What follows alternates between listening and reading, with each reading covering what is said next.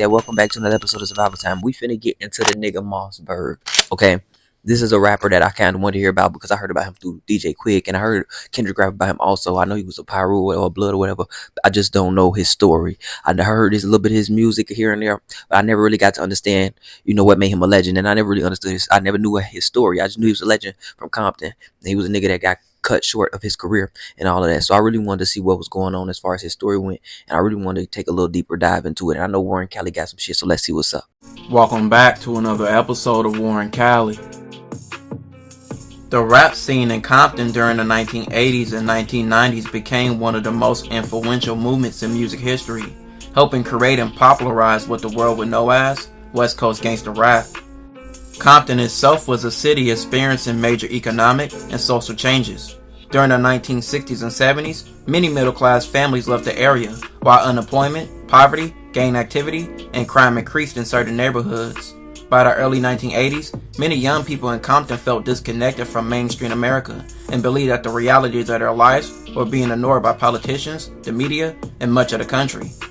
Hip-hop became a way to tell their stories. Compton artists often focused on life in their neighborhoods, which was affected by gangs, police activity, drugs, violence, and economic hardships. Their music was controversial, but it reflected realities that were rarely discussed publicly at the time. The most important group to emerge from Compton was NWA, which formed in the mid-80s. The group included Eazy-E, Dr. Dre, Ice Cube, MC Ren, and DJ Yella, among others. Their 1988 album Straight Outta Compton changed rap forever. The album painted vivid pictures of the street life in Compton and challenged law enforcement and government institutions, along with social inequality. Songs from the album generated massive controversy, including criticism from law enforcement agencies and political figures, but the attention only increased the group's popularity. NWA's success showed that rap artists could build careers by speaking directly about the realities of their communities, rather than trying to fit into the mainstream expectations. Compton's influence expanded even further because of Dr. Dre's production style. After leaving NWA, Dr. Dre helped develop the G-Funk sound. The G-Funk sound became the dominant style of the West Coast rap throughout much of the 90s and influenced artists around the world. Compton was no longer just a city in Southern California. It had become a global symbol of the West Coast hip-hop culture. The success of Compton artists also brought attention to the city's gang culture. The city had long-standing rivalries involving various sets associated with Pirus and Crips. Many rappers had direct or indirect connections to neighborhoods affected by gang activity, and gang references often appeared in lyrics, videos, and public images. Some artists also used music as a way to escape street life, while others found themselves pulled back into the neighborhood conflicts. This connection between rap and gang culture created both authenticity and controversy. Critics argued that music glorified violence, while supporters argued that artists were documenting realities that already existed. Despite its success, Compton's rap scene faced numerous problems. Violence surrounding the music industry became a concern, with some artists becoming involved in personal disputes, gang-related tension, and criminal investigations. It's funny because right now, to me, in today's era in society, I feel like this relates to Chicago because Chicago loses a lot of rap. Well, I ain't gonna say Chicago now; it's really everywhere. But I really wanted to say like Chicago because it lost so many people due to the music scene at a point in time, and it had an era where drill rap was like literally the news for niggas. And another thing that I want to touch on is also this is an era where Cali was extremely active. I know that for a fact. You had people getting knocked out in the music industry, Suge doing shit, Easy and them doing shit against Suge and shit like that, or just making sure they protected, rappers getting robbed, comedians getting robbed. They robbed Martin Lawrence back in the day. So one thing I can't say about LA is they're a motherfucker. Record labels often profited from the controversial images while artists themselves dealt with real dangers in their neighborhoods. Many young people idolized rappers without fully understanding the difficult circumstances that inspired the music. And many rappers having street ties eventually became their downfall. And that leads us to this story. Johnny Burns, later known as his stage name Mausberg, was born on February 18, 1979 in Compton. He grew up in a community known on the west side of Compton known as Campanella Park, which is a Piru hood. The name Campanella Park comes from a park in their community named after a former baseball player. As a kid, Mausberg participated in local sports, playing baseball as a kid and leads in his neighborhood. Like many young kids, he had dreams and aspirations of being a big sports star, but as he got older, the reality of his neighborhood set in. Gang activity became one of the most visible realities of the era. Various neighborhood groups and rivalries existed throughout Compton and surrounding communities. For many residents, avoiding trouble often meant being careful about where they went, what colors they wore, or who they associated with, and what streets they traveled through. By the early 90s, while rap music was generating millions of dollars and putting Compton on the map, many local residents continued struggling with poverty, crime, and limited economic opportunities. The fame of the city did not automatically solve its problems. Campanella Park was a dangerous area to grow up in. They had several Crip and Southsider gangs to worry about, making the area one of the most dangerous areas to live in and to be from.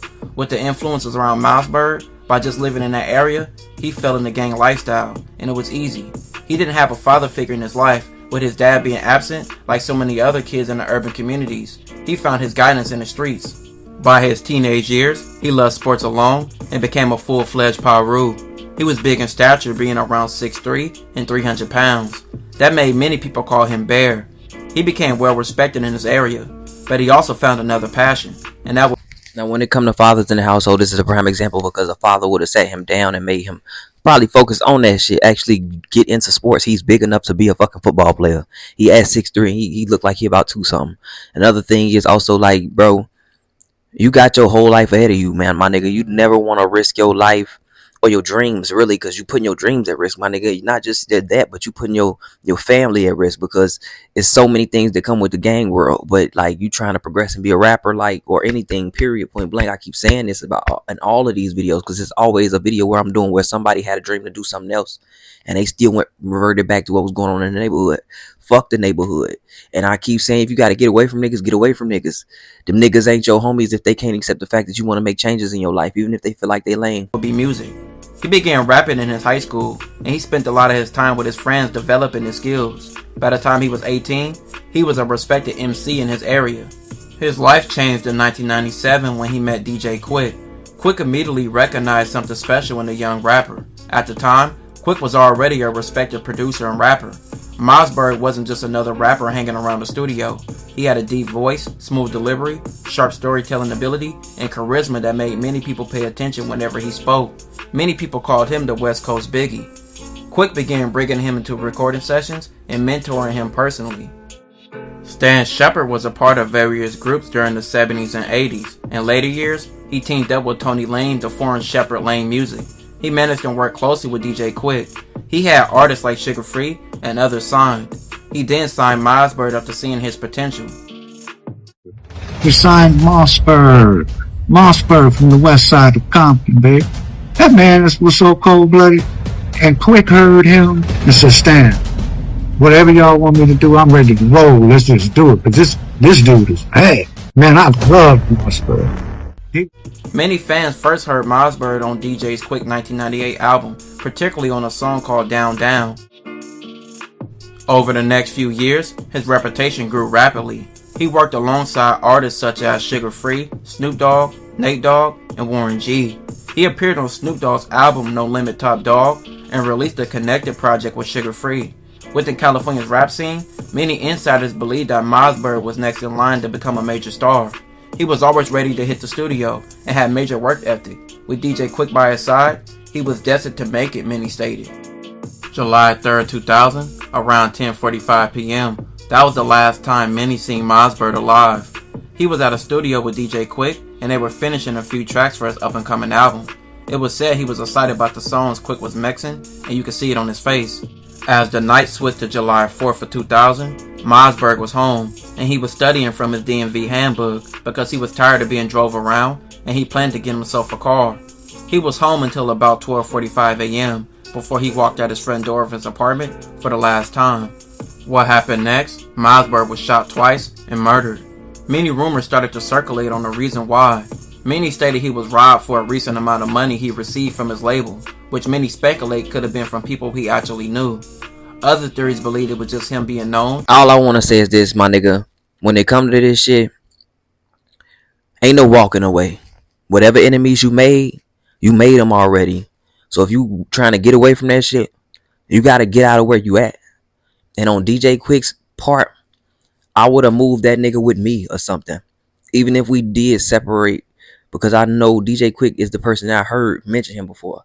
And even if we did separate for the night or for the day, the same thing with the Lil Snoop situation. Like that when I was in high school, like and they killed Lil Snoop. Like my thing was this: you gotta realize it's value in this person. How do we secure that value and not just make a fucking profit off the nigga, but actually get him into a profit to where he don't have to deal with this shit no more, to where he don't have to be in this environment no more. When you watch New Edition and they had them stuck in the project still, that ain't something you do with a group that's worth millions. That's something you do with some niggas that ain't worth shit. And not even to say that ain't nobody worth shit. It's just the hood is for ain't shit ass niggas. Niggas who ain't got nothing to live for. Niggas who ain't thinking about tomorrow. Niggas who don't care about tomorrow, nigga. Niggas who don't care about the moment. They just here. And that's why they be committing so much bullshit, because it's like, nigga, they don't have nothing else to thrive on but hate and pain. And that's the reason you got to get away from a lot of these niggas as men, because if we don't do that, we don't grow. If we don't grow, we don't make it to where we're trying to get to, and we get cut short like this. Because you hear all of these niggas he did a song with are today legends. They was legends at that time frame, but they today really legends because they actually done put their footprint on the game. So his life would have really been changed. But some hating ass nigga took him out of his shit. And it's so easy for a hating ass nigga to try to get you. So just like be careful and cautious about shit like this, bro. Just real talk. Don't ever think that like you could leave the streets alone and still be in the area that you was in the streets doing whatever you was doing prior to you doing whatever you did to change your life. And being a gang member living in a gang-filled area. Mausberg's death was shocking. He was a rising star by many accounts, and he was destined to go far in the industry. His funeral attracted thousands of family, friends, and fans, which his music was blasted outside of his funeral, showing his impact. Mausberg's death deeply affected DJ Quick. He stated in a XXL interview, "I was in bed when we had just dropped him off. It was July 3rd. We had been working all day.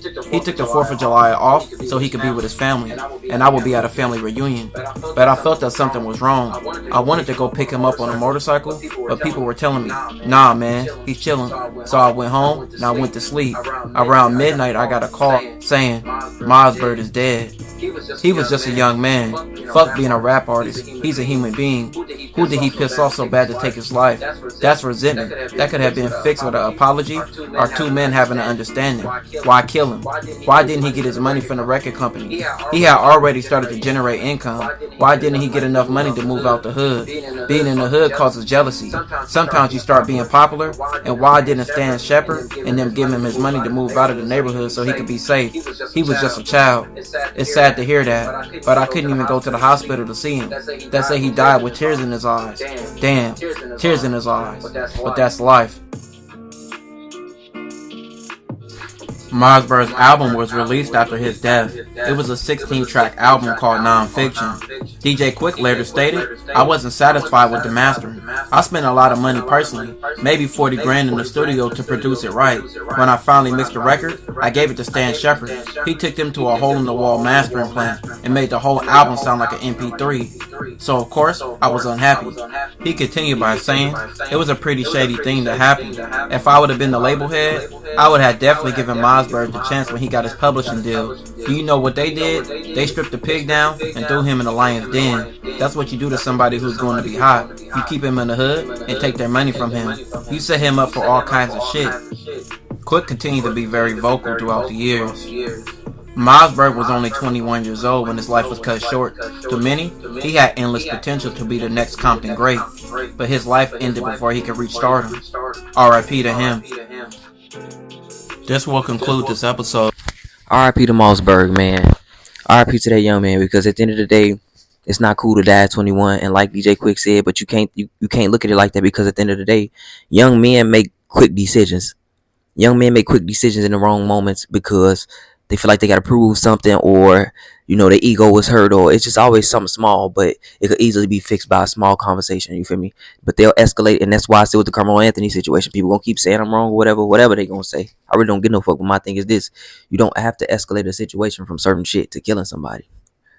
You can fight back, you can lose, you can whatever, but you don't have to kill that person, my nigga. Like, it's okay to lose a fight from here and now. You know what I'm saying? It's okay to talk to a nigga and settle some shit with words and differences. You don't have to kill a motherfucker.